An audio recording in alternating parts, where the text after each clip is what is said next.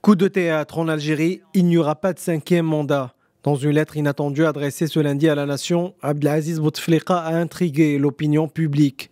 Il ne s'est pas contenté de renoncer au pouvoir, mais il a aussi annoncé le report de la présidentielle qui était prévu le 18 avril prochain. Autre événement majeur et suite à la démission de son premier ministre Ahmed Ouyhia, il désigne à sa place son ex-ministre de l'Intérieur Nourdine Bedoui.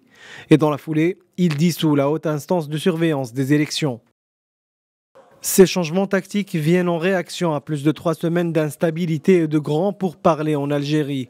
Lorsque le président Abdelaziz Bouteflika avait annoncé à travers son directeur de campagne Abdelghani Zaalan le 10 février 2019 sa ferme intention d'être candidat à un cinquième mandat, toute l'Algérie est debout face à Anomassi.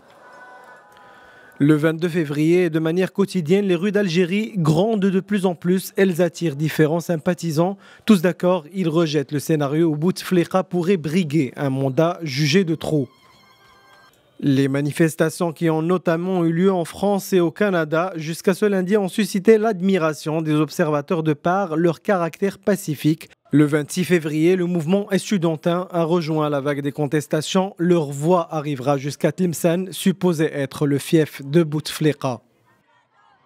Les manifestations ont grosso modo revendiqué la démission du régime. Plusieurs avocats et membres de l'opposition gouvernementale ont fait les mains et les pieds pour que le dossier de candidature de Bouteflika soit refusé pour cause d'invalidité.